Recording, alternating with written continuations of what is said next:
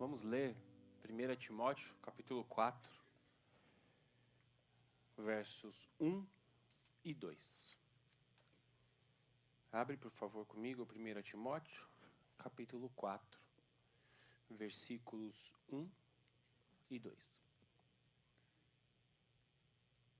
Diz assim: O Espírito diz claramente que nos últimos tempos alguns abandonarão a fé e seguirão espíritos enganadores e doutrinas de demônios. Tais ensinamentos vêm de homens hipócritas e mentirosos, que têm a consciência cauterizada. Vamos ler de novo? O Espírito diz claramente que nos últimos tempos alguns abandonarão a fé e seguirão espíritos enganadores e doutrinas de demônios. Tais ensinamentos vêm de homens hipócritas e mentirosos que têm a consciência cauterizada. Vamos orar. Papai, a Tua palavra foi lida. Eu peço que o Teu Santo Espírito nos dirija, conduza a Tua igreja, convença os corações, as mentes e me ajude, Pai, a falar somente o que vem do Teu trono. Em nome de Jesus. Amém. Irmãos, o apóstolo Paulo estava preso e ele mandou uma carta a Timóteo, seu discípulo. Timóteo já não era tão novinho quanto a gente tem a imagem de Timóteo na nossa mente, da segunda viagem do missionário do apóstolo Paulo, quando Timóteo vai com ele, depois na terceira viagem missionária do apóstolo Paulo. Aqui já passou o tempo. Paulo plantou a igreja em Éfeso, na cidade de Éfeso. E depois o tempo passou e ele pediu para Timóteo ir cuidar daquela igreja. Timóteo estava lá, cuidando da igreja de Éfeso, Paulo preso. E Paulo fica sabendo que Timóteo está enfrentando uma controvérsia dentro da igreja por conta de falsos ensinamentos. E aí Paulo escreve a carta, a primeira carta a Timóteo, dizendo para ele, dentre outras coisas, esses dois versos que nós lemos. Que o Espírito disse a Paulo, nós não sabemos como, se através de um profeta, se um anjo apareceu, se Paulo estava orando e Deus falou com ele, não sabemos como, mas Paulo diz, o Espírito me disse que nos últimos dias as pessoas abandonarão a fé. As pessoas abandonarão a fé. E seguirão homens hipócritas e mentirosos. Esses homens são dirigidos por espíritos enganadores e praticam doutrinas de demônios. Então nós temos aqui nesse texto, 3 personagens. E eu quero que vocês tenham isso em mente. Nós temos no centro os homens mentirosos, os falsos mestres, que estão dentro da igreja, porque eles estão corrompendo as pessoas a abandonarem a fé. As pessoas que têm fé, nesse contexto, estão dentro da igreja. Então nós temos esse personagem, os falsos mestres, que são hipócritas, que vestem uma máscara. Hipócrita é um termo grego para os atores que vestiam aquelas máscaras com feições demonstrando emoções e sentimentos. Aquilo era um hipócrita. Então, quando o ator estava encenando e o personagem dele estava chorando, ele colocava uma máscara de choro. Quando o mesmo personagem, por algum motivo, se alegrava, ele trocava a máscara e colocava uma máscara de alegria, simbolizando a alegria. Esses são os hipócritas. Aí Paulo diz que tem falsos mestres dentro da igreja vestindo máscaras. Porque eles são mentirosos, eles estão com a mente cauterizada. A mente deles ela foi endurecida de um jeito que já não entra mais a verdade. Mas por que isso aconteceu? Porque esses falsos mestres seguiram ensinamentos de demônios e estão praticando falsos ensinamentos, como diz aqui, espíritos enganadores, exatamente. Espíritos enganadores e doutrinas de demônios. Então nós temos os falsos mestres, os demônios e os crentes que estão abandonando a fé. Tudo isso acontecendo ali na igreja de Éfeso, segundo o que Paulo ouviu e dirigiu a carta a Timóteo. Anos depois, ele vai escrever a segunda carta a Timóteo. Eu queria dar uma olhada com você num versículo que está ali em capítulo 3, 2 Timóteo.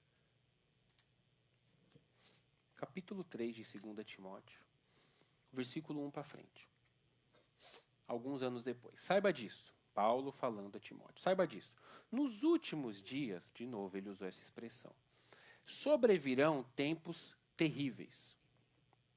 Os homens serão egoístas, avarentos. Aqui é a humanidade. Os homens serão egoístas, avarentos, presunçosos, arrogantes, blasfemos, desobedientes aos pais, ingratos, ímpios, sem amor pela família, irreconciliáveis, caluniadores, sem domínio próprio, cruéis, inimigos do bem, traidores, precipitados, soberbos, mais amantes dos prazeres do que amigos de Deus, tendo aparência de piedade, mas negando seu poder.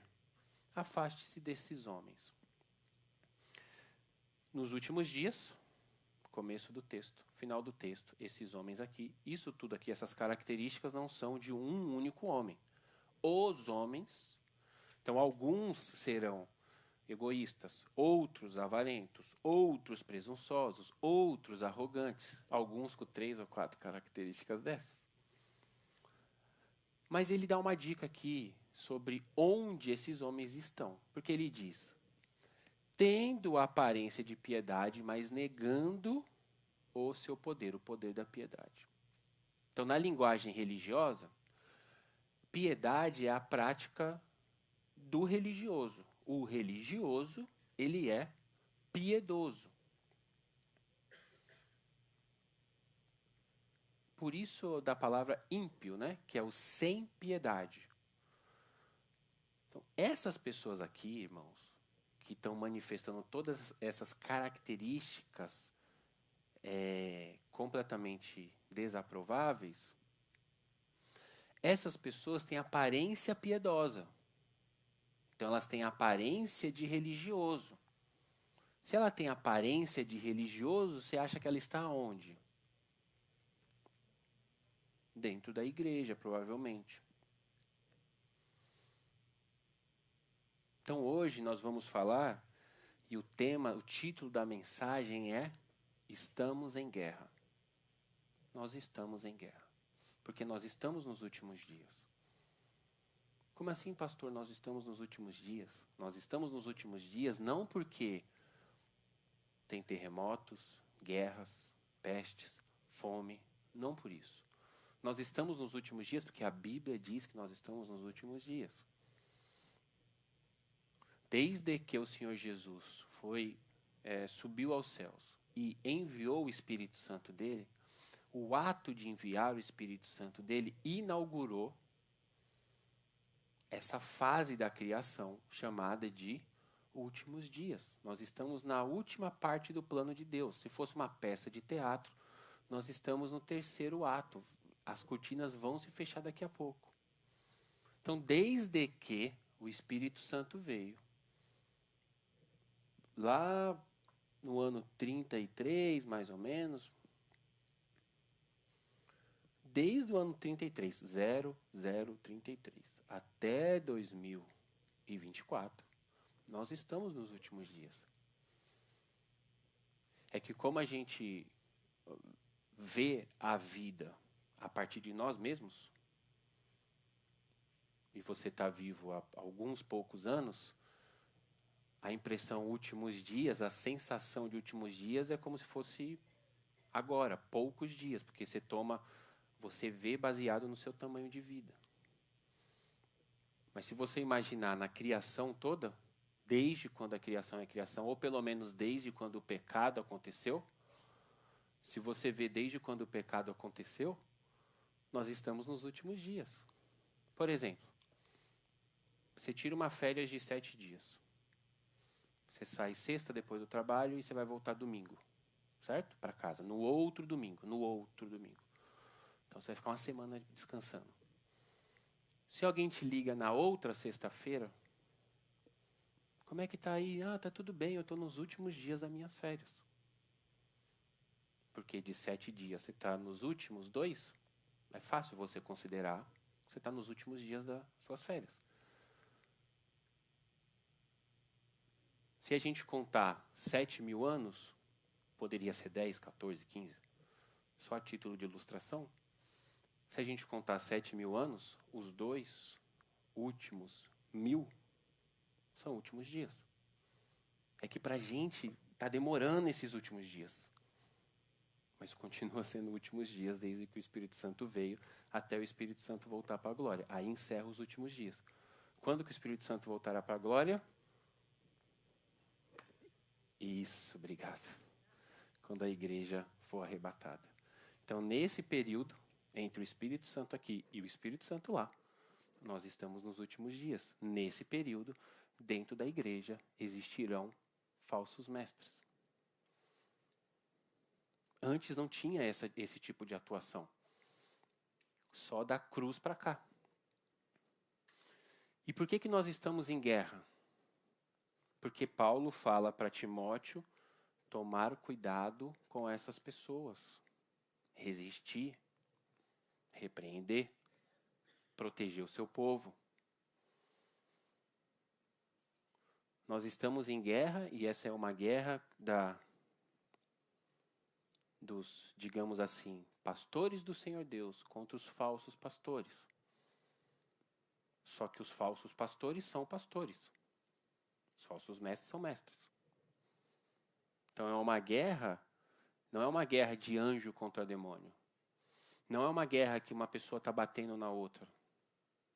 É uma guerra onde tem uma pessoa falando a verdade de Deus, a verdade, artigo definido a, e tem uma outra pessoa falando uma outra coisa.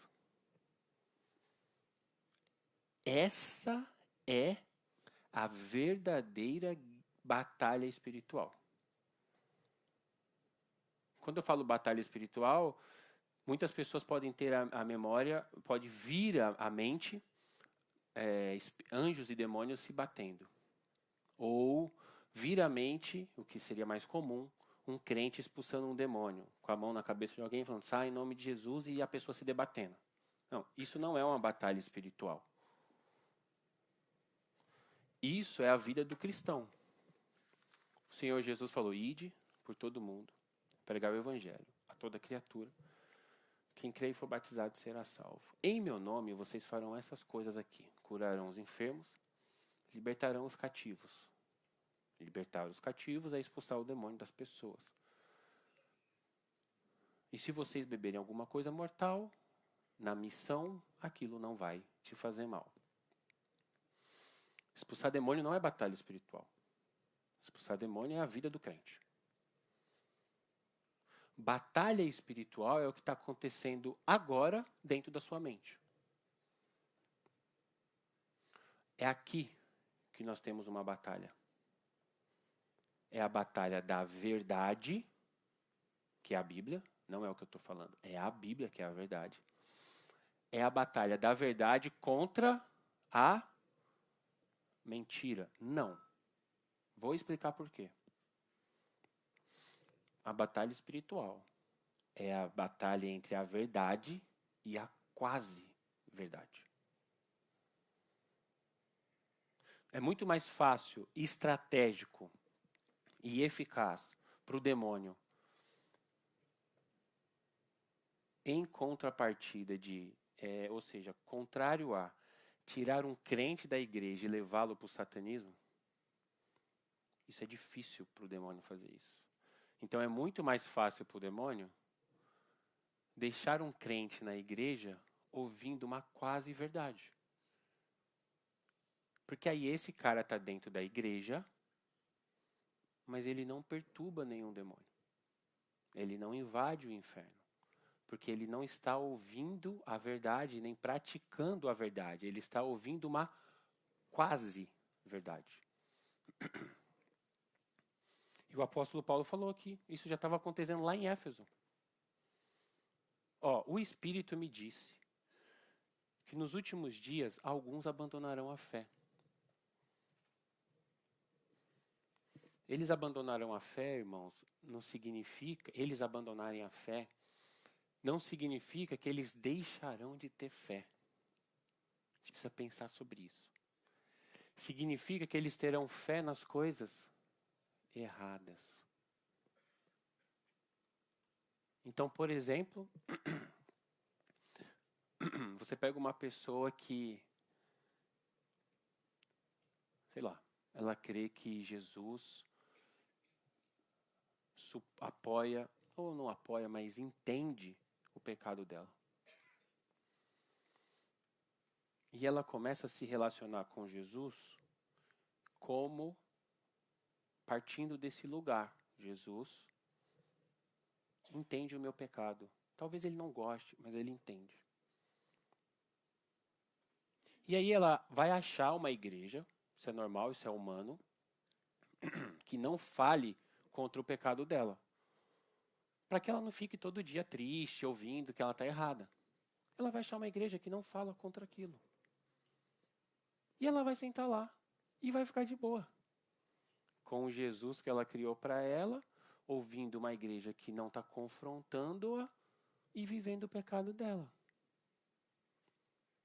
Fazendo mal nenhum para o diabo. E talvez, se ela estiver pregando o evangelho, ela vai estar pregando o evangelho dela. Por que isso? Porque dentro da igreja nós temos espíritos enganadores e doutrinas de demônios. Isso é uma batalha espiritual. O texto clássico da batalha espiritual da armadura diz para a gente vestir a armadura e diz que a nossa luta não é contra a carne, não é contra os seres humanos a nossa luta. A nossa luta é contra o quê?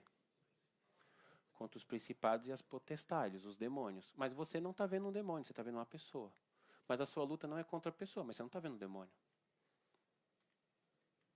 Então como que você luta, irmão? Entende? Vou falar de novo. Deus está falando para você vestir uma armadura para você ir para a guerra. Aí você veste. Eu vou para a guerra, Jesus. Aí Jesus fala, mas calma que a sua guerra não é contra as pessoas. Sua guerra não é contra os progressistas, a esquerda, e você achando que a sua guerra é contra a esquerda. A sua guerra não é contra Hollywood, que fez um filme ou faz um filme de super-herói ou de desenho, que os personagens estão influenciando a vida dos meus filhos. Meu Deus! Não, sua guerra não é contra isso. Se você tem um desenho que o seu filho, um filme que o seu filho gosta, de super-herói, e tem um monte de coisa errada naquele filme que é contra a sua fé, senta com o seu filho, assiste o filme e depois conversa com ele sobre o filme. Se você proibir ele de assistir, vai ser pior, porque ele gosta, partindo do pressuposto que ele gosta daquele super-herói. Senta com ele e fala, nossa, tá vendo? Olha como, por exemplo bom, que eu não lembrei no primeiro culto. Tem um desenho que é sucesso entre as crianças, Bluey. Você já viu a mensagem subliminar por trás daquele desenho? Brincadeira, não tem nada. Não tem nada disso. Todo mundo ficou assustado agora.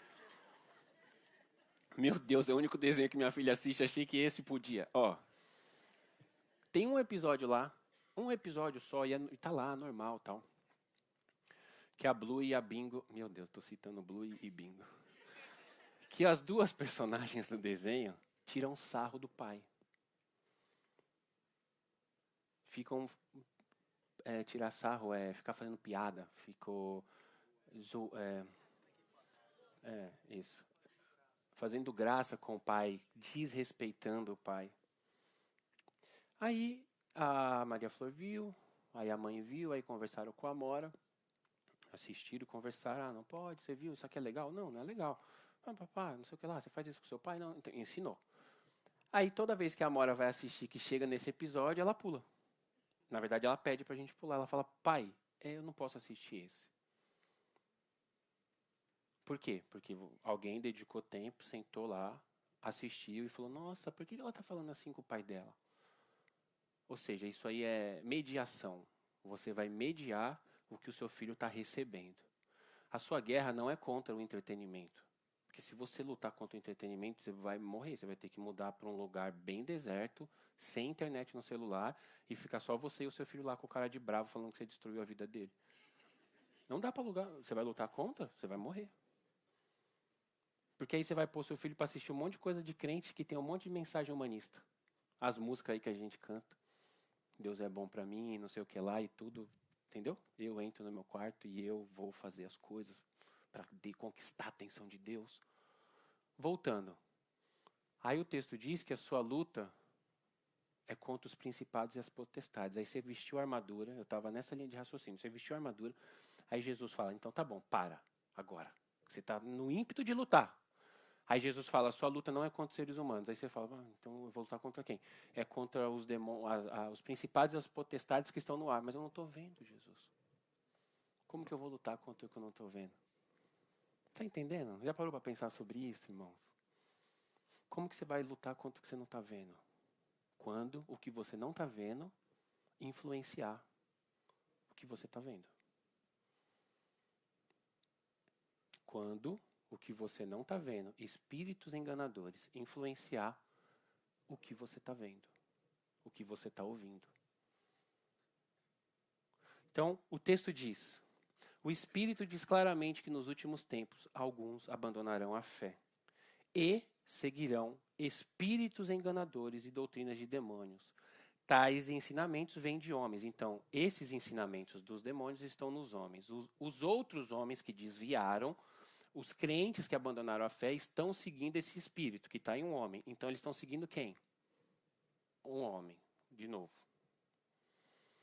Os irmãos abandonaram a fé dentro da igreja. E eles estão seguindo um espírito enganador. Só que o espírito enganador está dentro de um homem. Então, eles estão seguindo esse homem. E esse homem é um falso mestre. Só que ele não fala que ele é um falso mestre. Ele fala que ele é o quê? Um mestre. E ele tem uma igreja. Ele tem uma banda. E ele tem uma Bíblia. E ele prega o quê? A Bíblia. Vocês estão entendendo que a batalha é muito mais difícil do que vocês imaginavam? E a gente achando que era um beijo gay de um super-herói. Não, irmãos. É muito mais profundo do que isso. É você conseguir saber se o que você está ouvindo vem do trono de Deus ou vem dos espíritos enganadores. Porque você pode ter ouvido. Eu vou usar o exemplo comigo.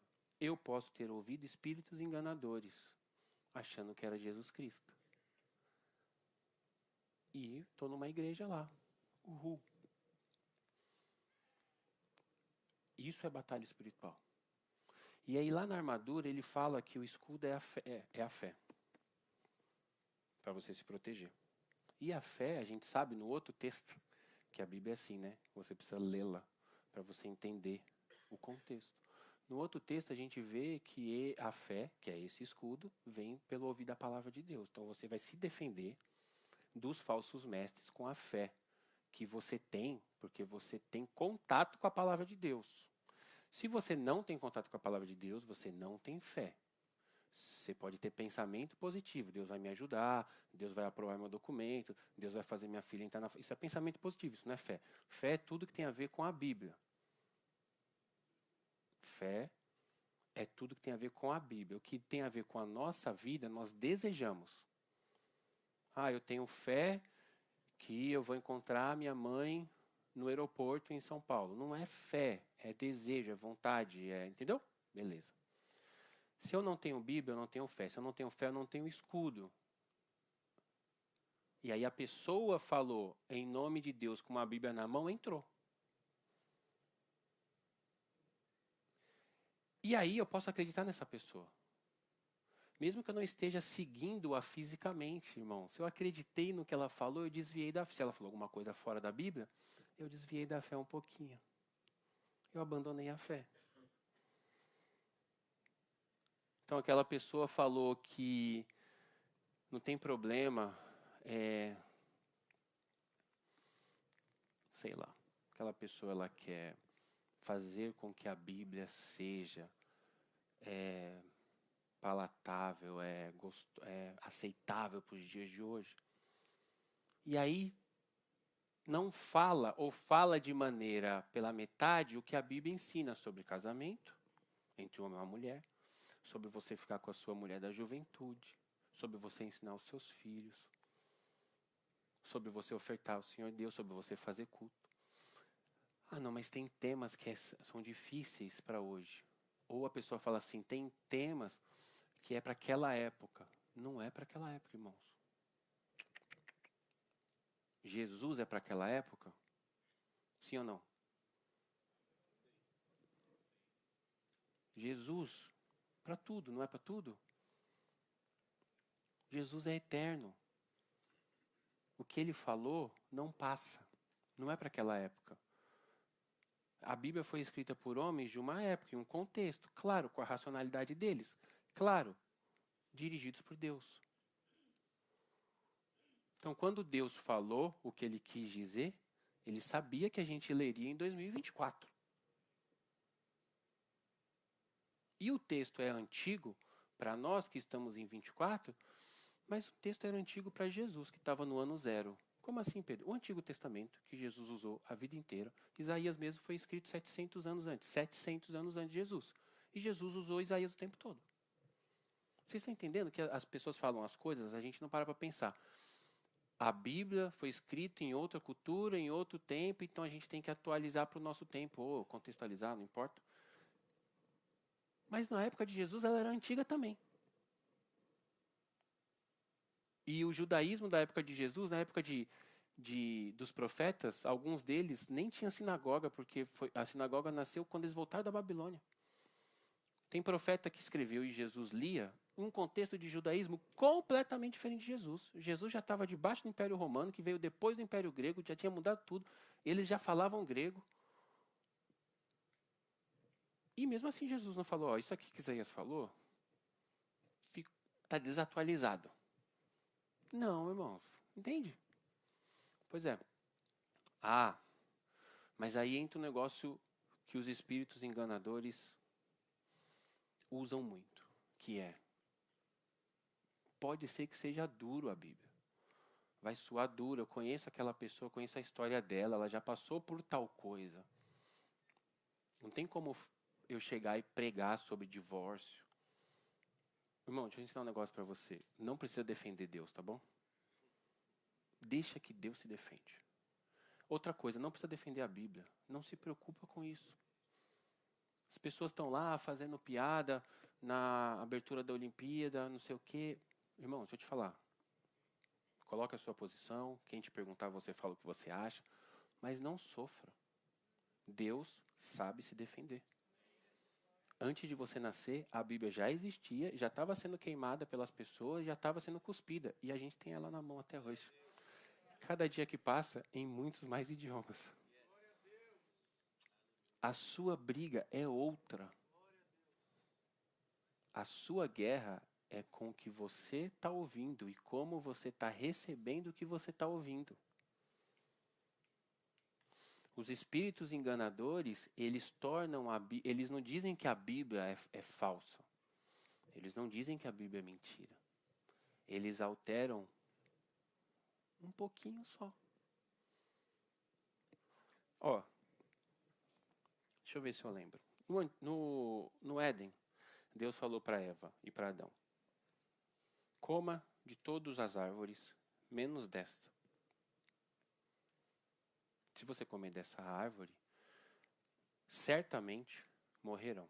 Foi isso que ele falou. A serpente chegou. A serpente chegou e falou quase a mesma coisa que Deus. Presta atenção, a serpente falou assim: Deus disse, falou para Eva, Deus disse que vocês não podem comer das árvores? Deus, vou voltar. Deus falou para Eva: coma de todas as árvores, menos desta. A serpente falou: Deus disse que vocês não podem comer das árvores? Aí a Eva ainda conseguiu se defender. Não, serpente. Ela estava ali no falso mestre. Presta atenção, é desse jeito que acontece. Não, não, não foi isso que Deus disse. Deus falou que eu não posso comer só daquela, as outras eu posso. Porque se eu comer daquela eu morro. Aí a serpente deu o final. Não, não, você não morre não. Aí, você não morre não. Você vai se tornar como ele. Aí adicionou uma coisa. A primeira conversa foi colocar em xeque o que você sabe, para ver se você está seguro. Depois ele mudou só um pouquinho. E aí a gente caiu. E o diabo é o mesmo. Ele não evolui. Ele continua fazendo a mesma coisa. É desse jeito mesmo? Será que esse negócio do casamento não era porque naquela época... Não, pessoal, você não pode corrigir o seu filho desse jeito, não. As pessoas querem mandar em como a gente corrige os nossos filhos. E um monte de gente aqui aceita.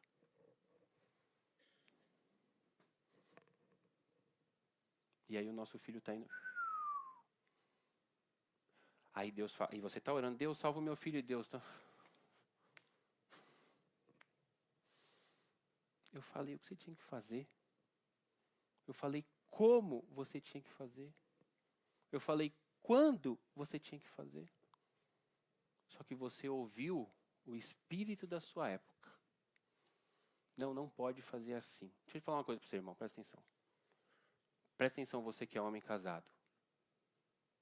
Quem manda dentro da sua casa é você, no sentido de... Presta atenção, eu vou continuar. Não é o governo. O governo não pode falar o que você tem que fazer dentro da sua casa, irmãos. E não é a escola. Pelo amor de Jesus Cristo. Ensina o seu filho. Não estou falando de agressão, não. Estou falando de ensinar. Um monte de gente está pensando aí, falando de pode isso. Você vai sentar com o seu filho, você vai fazer o que o texto que a Lenise leu manda. Você vai ensinar o seu filho. Filho, é o seguinte, na escola eles estão lá 8 horas por dia dizendo para você tal coisa. Mas o papai queria assim. E você vai contar com ele, para ele. Só que você vai contar para ele desde quando ele tem 2 anos de idade, não quando ele tiver 12. Ah, mas quando ele tiver 12 ele sabe conversar. Quando ele tiver 12 ele já está tudo formado na cabeça dele para voltar. Todos nós aqui temos dificuldade de mudar de opinião. Quando a gente tem uma opinião, a gente tem dificuldade de mudar. Todo mundo, isso é normal, é do ser humano. Gasta muita energia mudar de opinião.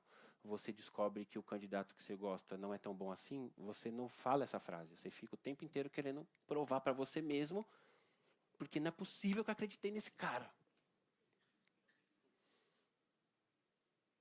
Também, né, a informação que está vindo veio daquele lugar, daquele site, daquele jornal, esquerda, direita, enfim. O seu filho com 12 anos já tem um monte de coisa formada dentro dele. Ele não sabe, mas já está formado, de tanto que ele ouviu, de tanto que ele viu no filme, no videogame. Normal. E tudo isso aí, nada disso, tudo isso aí pode fazer. Nada disso não pode fazer.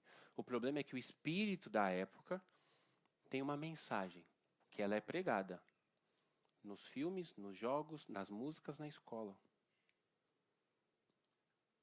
Não é verdade? Eles vão vencer se você não pregar em casa. Então, na sua casa, manda você. Aí você senta com seu filho e fala assim, a gente acredita sim, olha o que Deus disse, olha o que Deus fez pelo papai, conta o testemunho que a Lenise falou para você contar. Quando a gente chegou aqui, foi Deus que nos ajudou, foi a igreja, a comunidade, e aí você vai contando, só que você tem que viver como cristão. Essa é a nossa batalha. Senão nós vamos perder. Por quê? Porque ir à igreja, vocês sabem disso. Estar em Éfeso não significa ter fé. Tinha um monte de gente em Éfeso que já tinha abandonado a fé. Só que estava cultuando em Éfeso, ouvindo Timóteo. E a primeira pessoa que colocou a mão na cabeça deles foi Paulo. Pedro, tem algum lugar protegido, hermeticamente protegido, onde isso não vai acontecer? Não. Nenhuma igreja. Por quê? Porque isso é o espírito da época. Deus permitiu que o demônio cochichasse no ouvido de todo mundo aqui, inclusive dos mestres, para que eles virassem falsos mestres, tivessem a mente cauterizada e começassem a ensinar uma coisa parecida com a Bíblia. Parecida com a Bíblia. Por exemplo, as pessoas dentro da igreja não querem mais acreditar no Gênesis. Gênesis é um mito como vários outros mitos de várias outras culturas. Irmão, é em Gênesis que Deus falou que o homem tem que casar com uma mulher. Foi em Gênesis que Deus falou que o filho da mulher pisaria a cabeça da serpente. Foi em Gênesis que Deus falou qual é o sacrifício que ele recebe. Se você tirar Gênesis da Bíblia, se você aceitar que Gênesis é um mito, tudo virou um mito, porque tudo está construído em cima do Gênesis. Olha como eles são sutis. Porque o diabo não vai chegar do dia para a noite e falar, isso não é assim. Ele vai chegar aos poucos falando, não, mas ó, as outras regiões do mundo, isso é verdade. Tem mitos, e nos mitos das outras regiões do mundo tem dilúvio, tem Salvador, e isso é verdade, irmão. Você estuda, você vai descobrir isso. Mas então por que só o mito hebreu, né? Só o mito dos hebreus está certo? Aí você tem que saber responder. Não teologicamente a sua fé. Você vai ter que pôr em prática a sua fé. Seu filho vai ter conversas assim com você, falando de outra maneira. Aí a gente cresce, ou pelo menos vai passando o tempo, achando que Gênesis é um mito. Mas eu sou crente e eu amo Jesus, eu tenho experiências com Jesus. Só que aquilo lá está no meu coração. Aí um dia a serpente fez igual fez com Eva, vai aos pouquinhos até dar o checkmate. Chega e fala assim, rapaz, esse negócio do casamento heterossexual, a pessoa ela nasce no corpo errado, e aí vem aquela conversa e ela vem conversando, e vem conversando, e vem conversando. Aí chega para o seu filho e fala, mas por que vocês crentes acreditam? Ah, porque Deus falou, deixai o homem pai e mãe, iniciar sua mulher, serão ambos uma só carne. Ah, Deus falou aonde? No Gênesis. Ué, mas você não me falou que o Gênesis é um mito? É um mito, mitologia, é uma fábula, uma história. E pronto, seu filho foi garfado. Só que ele não vai te falar porque ele tem medo de te falar, porque ele sabe que o meu pai e minha mãe são crentes. Só que agora eu estou em dúvida sobre a minha sexualidade ou sobre a sexualidade. E aquilo vai crescendo no coração dele. Você está vivendo a vida, trabalhando pra caramba, trabalhando pro seu filho, pra caramba. Você está trabalhando pra caramba pro seu filho. Quando ele faz 17 anos, você vai conversar com ele, nada do que você falar mais vai funcionar.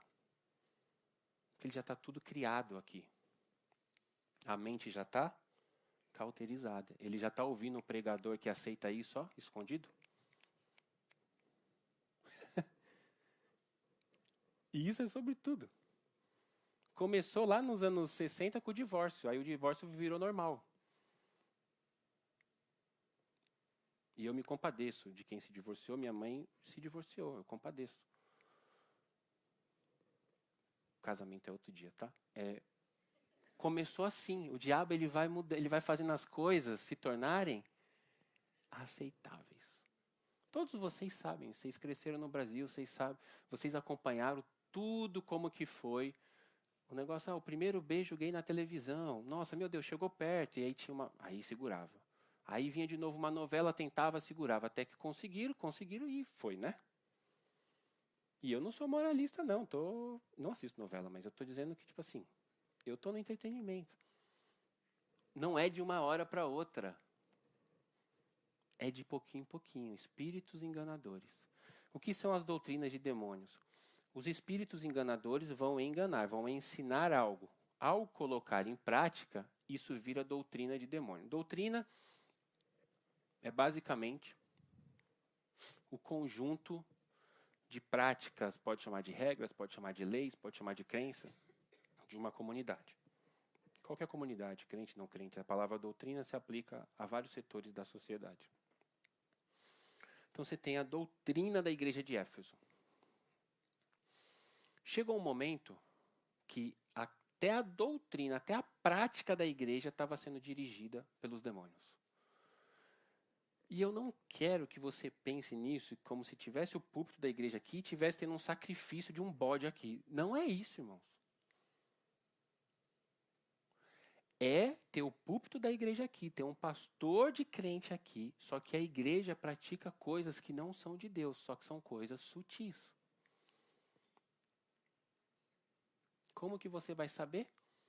Você precisa ter a armadura, você precisa ter contato com a palavra de Deus, para que você perceba e fale, ué, mas será que essa prática aí, será que essa prática é bíblica? E foi assim que ao longo da história a gente errou muito como igreja, nós erramos como igreja, nossa denominação errou como igreja, nós cristãos erramos, a gente separou pessoas, a gente teve escravos, a gente tratou mal as mulheres, a gente não ouviu os mais novos, a gente só ouvia quem estava de terno e gravata. A gente fez isso e nos perdoem por isso. É a evolução, a nossa, não evolução no sentido científico, evolução como ser humano, como evolução espiritual também. A gente deixou de permitir que irmãs subissem no altar porque elas não estavam de saia. E foi bom também para desmistificar esse lugar. Esse lugar não é um altar, irmãos. O altar é o seu coração. Não adianta você respeitar o palco se o seu coração... Não adianta. Não adianta você ficar bravo que a gente chama o santuário de auditório, porque é só um auditório mesmo, irmão. O santuário onde Deus habita é você. E não adianta você ficar bravo. É a modernidade entrando na igreja. Eu prefiro dizer que o santuário é você. Porque aí quando você for pecar, você vai lembrar que o santuário é você e você vai lembrar que Deus está lá onde você está. Inclusive, trocando aquelas mensagens lá. O Espírito Santo está lá, trocando com você. Por que ele não me impede? Você está fazendo o que você quer. É pra gente chorar. Eu queria estar chorando aqui. Irmãos.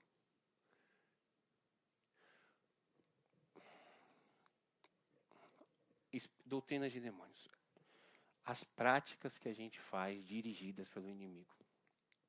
Que elas parecem muito ser de crente. Os espíritos enganadores estão por aí. O nosso missionário foi numa igreja semana passada, um dos nossos missionários. Ele queria ir numa igreja que ele não fosse conhecido por ninguém, simplesmente para sentar e ver, né? Porque quando a gente quer uma resposta de Deus, vocês sabem como é. E ele queria viver uma experiência de ser desconhecido em um lugar e em uma igreja, onde ele julgava ter ali alguma coisa, uma unção de Deus, porque isso é verdade. Tem pessoas que carregam unções diferentes. Mas ele foi sem conhecer, ele foi em uma igreja. Sentou lá, a pessoa que o levou avisou a pastora. O culto acaba 8h30, mas nós temos que ir embora 8h. Tá bom, não, fica à vontade, sem nenhum problema. O irmão sentou, óbvio que ele era diferente das 20, 12 pessoas que estavam ali na igreja. A irmã não falou nada, experiente, mulher de Deus, ficou pregando. Só que Deus deu uma palavra para ela sobre o irmão. E ela falou para Deus, dentro dela, só tenho como eu entregar essa palavra para ele. Imagina, ela está pregando aqui e conversando com Deus. Só tem como eu entregar essa palavra para ele se ele ficar até o final. Se ele não ficar até o final, eu vou entender que não é para falar. Por favor, peça para ele ficar até o final. Aí, obviamente, o irmão ficou até o final sem saber, certo? Estava lá, Deus provavelmente falou alguma coisa com ele. Ou aquela história, nossa, tá tão bom aqui. Ou aquela outra história, meu Deus, eu vergonha, eu vou sair no meio do culto, mesmo eu tendo avisado. Alguma coisa aconteceu, ele ficou. Quando deu 8h30, ela chamou ele para vir à frente. Falou, irmão, vem aqui, por favor. A igreja, nós queremos orar por você. Deus pediu para eu te dizer só uma coisa, que esse convite que você recebeu, esse projeto que você está entrando e que você está com medo, é dele. Não se preocupa. Era tudo que o irmão queria ouvir. Não tudo que ele queria ouvir, era o que ele precisava ouvir sobre o novo momento, a nova fase da vida dele. Que bênção, horário, e foi aquele... Aí ele foi embora com a pessoa que o levou. Eles estavam entrando no carro. Veio outra irmã no estacionamento. Irmão, posso orar por você? Aí ele, pode. E ela começou a orar e começou a entregar uma palavra para ele.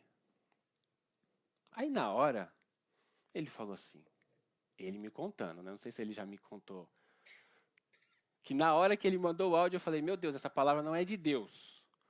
Aí ele contou, não, quando eu recebi a palavra, meu coração fechou. Porque na hora eu pensei, ué, Deus falou metade lá dentro e metade aqui fora? Por que Deus não falou tudo lá dentro? E por que aqui fora, longe das pessoas, longe da pastora dela, quase que escondido no estacionamento? E aí ele recebeu, ouviu, né? Respeitou a irmã e foi embora. E falou, no meu coração não entrou. Aquela irmã é uma mentirosa? Não, irmãos. Aquela irmã, provavelmente, eu nem sei quem é, então não tem problema, ela foi seduzida por um espírito enganador. Por quê? Porque ela quer um título de profetisa. Poderia ser de pastor.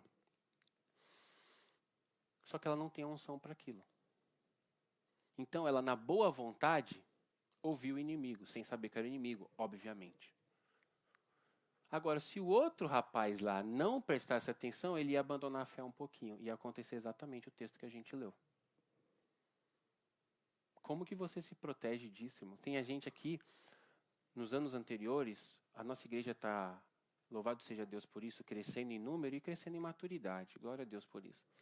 Mas nos anos anteriores, 5 anos atrás, nós tínhamos pessoas aqui reféns de profecias, de 15 anos atrás. Alguém me falou quando eu tinha 6 anos que eu cantaria em um estádio. E a pessoa está esperando aquilo acontecer, irmãos. Ou que eu pregaria para as nações. Ou que eu casaria com não sei quem. Tem irmãos nossos que vivem uma vida ruim, nota 5, porque são reféns de uma profecia, que estão esperando acontecer algo que não veio de Deus. Pastor, e por que Deus não conta? Porque a pessoa não ama Deus, ama a palavra que recebeu. Porque a palavra que recebeu veio para o coração dela. Então ela tem um ídolo e não sabe. Buscar-me-eis e me achareis quando me buscar de todo o coração. Espíritos enganadores. E eles estão aonde? No ou em nosso meio. Por isso que a gente precisa crescer. Por isso que a gente precisa vestir a armadura de Deus. E a armadura diz que o escudo é da fé e a espada é a palavra. Não tem outro jeito de você conhecer Jesus, a não ser na palavra. Quanto mais pregação você ouvir, quanto mais podcast você ouvir, você vai montar um quebra-cabeça de Jesus. Mas você não vai conhecer Jesus. Você vai conhecer, sim, um quebra-cabeça. Porque ele já se revelou. Já tem um podcast transcrito aqui, ó. Só você pegar. Dá para ouvir também. Dá para ouvir como podcast. Coloca para ouvir a Bíblia. Não tem outro jeito. E se você ler pedaços, é bom. Mas o diabo conhece mais a Bíblia que você. O texto diz que ele crê e treme diante de Deus. Ele conhece tanto a Bíblia que ele sabe o poder. Ele treme diante de Deus. Aí ele vai saber, por exemplo, eu pego um cara que não lê a Bíblia direito e falo para ele, você viu o texto que você tem que honrar o seu líder, dupla honra? Vocês têm que honrar a gente, dupla honra, dupla honra. O jeito que você honra o seu pai, o seu chefe, o policial, a gente é dupla honra, é Bíblia. Acabou aí. Eu posso pegar esse texto e posso falar um monte de coisa. E como que você vai se defender? Ainda mais se for uma pessoa que me ama. É verdade. Sábado, 9 horas da noite. Irmão, lembra da dupla honra? Isso acontece, tá? Tô com fome de pizza. Deus, eu tava aqui orando. Ô, irmão, não brinca com coisa séria não, que isso acontece. Eu tava aqui orando e Deus falou para eu te ligar. Olha que bênção. Ô, pastor, agora o cara tá debaixo da coberta com a esposa. Só que o filho tá vendo. cara faz tudo pro pastor dele. Irmãos, a vida é difícil pro crente. Então, você tem que ter Bíblia para você perceber quando as pessoas vierem, sabe? Falar uma coisa que parece evangélica, parece cristã. Tipo assim, tem a roupa certa, tem as palavras, os trejeitos, eis que te digo, vaso.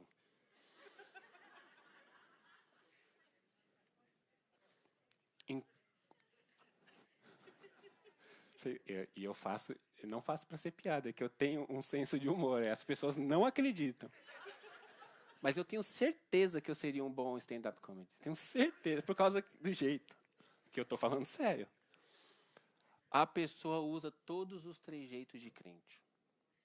E ela tem um título. Ela tem um título. Você vai ficar muito... Você tem que ter muita Bíblia para você falar assim, hoje não dá. Isso aí que o pastor falou... Irmãos, tem que ter muita Bíblia. E você não precisa... Isso assim, tem que ser corajoso. Você fala assim, pô, gostei, mas até aqui. Daqui para lá eu vou perguntar para o pastor. Porque se vocês não tiverem Bíblia, os espíritos enganam. E eu também, tá, pessoal? Ninguém está imune disso. Quem está de pé, olhe para que não caia. Os espíritos enganadores nos rodearão. Pensa uma pessoa como o pastor Sérgio. Ele representa 400, cada vez mais pessoas. Ele representa isso aqui no mundo espiritual. Vocês têm que orar por ele, porque os espíritos enganadores ficam. Servo de Deus, grande homem. É sempre assim que eles vêm.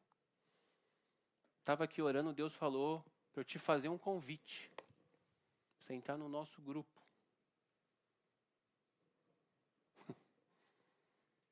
Para você é difícil com 2 filhos, imagina para quem representa um monte de gente. Irmãos, nós vivemos os últimos dias e o número de evangélicos não para de crescer. Mas os espíritos enganadores estão aí, então tomem cuidado. Eles não são a maioria do nosso povo, graças a Deus não. Nosso povo é formado de homens e mulheres sérios, tementes a Deus. Nosso povo em toda a igreja cristã ao redor do mundo. Mas tenha cuidado. Se proteja. Se eu pudesse te dizer, leia sua Bíblia todos os dias. Nem que seja um capítulo por dia. Um capítulo, 3 minutos. É sério. Matematicamente dizendo. Claro que o Salmo 119 não, né? Irmãos, leia sua Bíblia. Por quê? Pedro, eu não entendo nada, mas aquilo vai morando em você. Do mesmo jeito que você... bom exemplo, obrigado. Do mesmo jeito que você está assistindo um filme lá e acha, eu entendo que roubar não é certo. Eu entendo, eu sou crente. Mas aquilo vai entrando, irmãos. Aí você assiste uma temporada, uma série com 7 temporadas de um cara que é um bandido. E ele começou roubando pouco e está roubando muito. Aquilo entra na sua mente. O muito você não vai fazer, mas o pouco você já começa a negociar. Não tem problema. Não passa pela mente, irmão. Vai direto. Nós somos formados pelo aquilo que nós vemos e ouvimos. Então você está lendo a Bíblia e ela não está fazendo sentido, mas você vai deixando aquilo entrar. Se você quiser que faça sentido, leia um pouco mais, um pouco antes, um pouco depois, se aprofunda no texto, procura um comentário. Isso é outra história. Mesmo que não faça sentido, se alimente disso. Igual você se alimenta do entretenimento. E deixa pelo menos a sua caixa aqui dividir o tempo entre coisas que são de Deus. Porque aí, quando os espíritos enganadores vierem, inclusive no contexto religioso, como eu estou dizendo, como também fora do contexto religioso, alguém falar para você que você não pode fazer tal coisa com seu filho, o médico falar, né? Tem uma situação que aconteceu com a irmã da nossa igreja, a filha dela fez 12 anos, não, o filho, e aí o médico pediu para ela sair da sala, falou, a partir de agora você não pode mais acompanhar. Aí ela falou, Como assim? Não, é lei do estado, eu não sei se é lei de New Jersey, mas foi assim que ela me contou.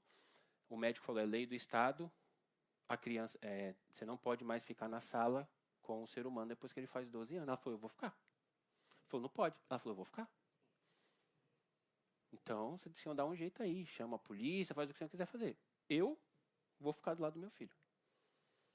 E aí, tudo que ele falava para o menino, ele perguntava, você tem problema de conversar sobre isso na frente da sua mãe? O menino nem estava preparado para isso, porque eles não sabiam que isso ia acontecer. O menino ficou em choque, né? Tipo assim, o que eu respondo? É verdade. É isso que está acontecendo. Não deixe ninguém manipular os seus filhos. Por favor, lute por eles. Não deixe os espíritos enganadores manipular nem vocês, muito menos os seus filhos. Nós precisamos de Bíblia. A Bíblia vai mudar o nosso jeito de ver, pensar, consequentemente de agir. A solução para os espíritos enganadores, a verdade. A solução para as doutrinas de demônio, o que vem da verdade, o jeito de viver baseado na verdade. Consequentemente, imitar Jesus. A solução para as doutrinas de demônio é fazer as doutrinas certas, imitar Jesus, amar o próximo. Coisas que a gente ouve desde que a gente é criança, coisas que a gente canta nas musiquinhas da escola dominical. Mas é isso, Deus é o mesmo, a palavra dele permanece viva, amém? Feche os olhos.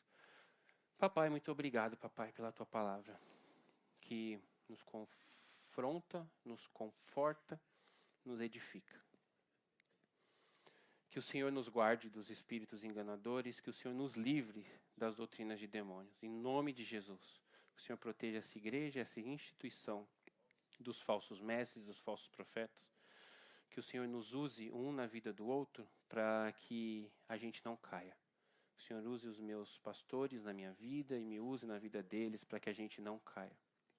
Nós não queremos desviar, Pai. Nós não queremos pisar fora do teu plano. Ajude os meus irmãos, por favor, Espírito Santo, gere fome e sede no coração, nos corações dos meus irmãos, por favor, para que eles passem 5 minutos com o Senhor. E que através desses 5 minutos isso vire um gosto e que eles consigam se proteger do Espírito dessa época. Que eles consigam se proteger das palavras suaves que vêm disfarçadas de evangelismo. E que a gente esteja preparado para aquele glorioso dia. Que a graça e a paz de Jesus Cristo, irmãos, venha sobre a vida de vocês. Que vocês possam voltar em paz e segurança para casa. Que vocês desfrutem do domingo na presença do Senhor, na companhia dos seus amigos, em nome de Jesus Cristo. Amém. Deus abençoe vocês. Desculpa o atraso.